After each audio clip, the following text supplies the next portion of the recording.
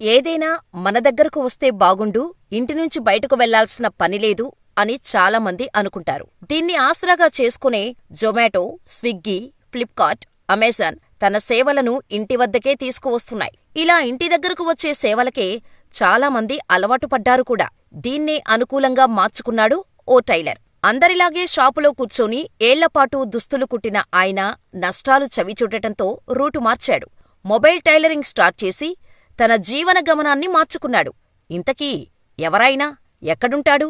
ఈ వినూత్న ఆలోచన ఆయనకు ఎలా వచ్చిందో చూద్దాం. కృష్ణా జిల్లా పెనమలూరు మండలం వణకూరుకు చెందిన షేక్ కాళేశా భార్య మీరాబీతో కలిసి చాలా కాలంగా వణుకూరులో టైలర్ వృత్తి చేస్తూనే జీవితం గడుపుతున్నాడు. చాలా ఏళ్ల కిందట టైలరింగ్ షాప్ పెట్టి జీవనం సాగిస్తూ వచ్చాడు. అయితే క్రమేపీ ఆయన టైలరింగ్ వ్యాపారానికి ఆదరణ తగ్గుతూ రావటంతో ఆర్థికంగా చాలా ఇబ్బందులు పడ్డాడు. దీంతో కుటుంబ జీవనం కూడా కష్టంగా మారింది. టైలరింగ్ షాపు ఎత్తివేసి మరొక ఉద్యోగం చూసుకొని టైలరింగును పూర్తిగా వదిలేద్దాం అనుకున్నాడు. కాని చిన్నప్పటినుంచి తెలిసిన టైలర్ వృత్తిని వదిలేసి మరో పనిలేక అదే వృత్తిలో కొనసాగాలని అనుకున్నాడు. అందుకోసం వినూత్న ఆలోచన చేశాడు. షేక్ కాళేశా వద్ద ఉన్న టీవీఎస్ బండిని మొబైల్ షాపుగా మార్చేశాడు. ఇలా టీఎస్ ఎక్స్వెల్ బైక్ వెనుక సిట్టింగ్ దగ్గర ఒక ప్లాట్ఫామ్ తయారు చేశాడు. దానిపై పెనమలూరు మండలంలో రోజుకో గ్రామం చొప్పున తిరుగుతూ ఉపాధి పొందుతున్నాడు. అవసరమున్న వాళ్లు కాళేశాకు ఫోన్ చేసి మరీ పిలిపించుకొని బట్టలు కుట్టించుకుంటారు. అలా రోజుకు 400 నుంచి 500 వరకు సంపాదిస్తున్నారు. మొబైల్ టైలరింగ్ వల్ల అప్పుల బాధలు ఉండవని, నగదు జేబులోకి వస్తోందని అంటున్నారు షేక్ కాళేశా. తన కష్టానికి ప్రతిఫలం లభిస్తోందని కాళేశా ఆనందం వ్యక్తం చేస్తున్నారు. వృత్తిని ఆదరించటం లేదని ఎవరూ ఆందోళన చెందవద్దని, వినూత్నంగా ఆలోచించి సేవలందిస్తే మంచి ఫలితాలు వస్తాయని చెబుతున్నారు. 5 పదుల వయసులోనూ షేక్ కాళేశా పలు గ్రామాలు తిరుగుతూ మొబైల్ టైలరింగ్ ద్వారా సేవలందించటం చూసి ఆయా గ్రామాల ప్రజలు చర్చించుకుంటున్నారు.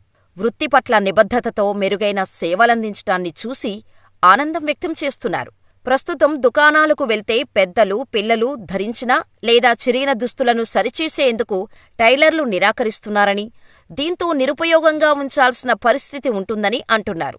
ఇంటి వద్దకే వచ్చి తమ కుటుంబాలకు చెందిన పాత బట్టలను తక్కువ ధరలోనే కుడుతూ సేవలందించటం అభినందనీయమని గ్రామస్తులు సైతం కాళేశాను పొగుడుతున్నారు.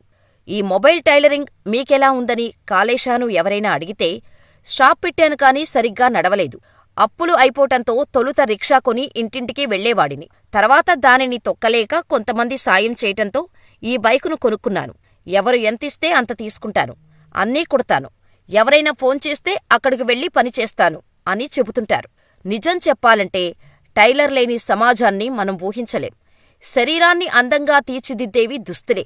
ఈ దుస్తులు మనుషుల ఆడంబరాన్ని, సంస్కారాన్ని కూడా తెలియచేస్తాయి.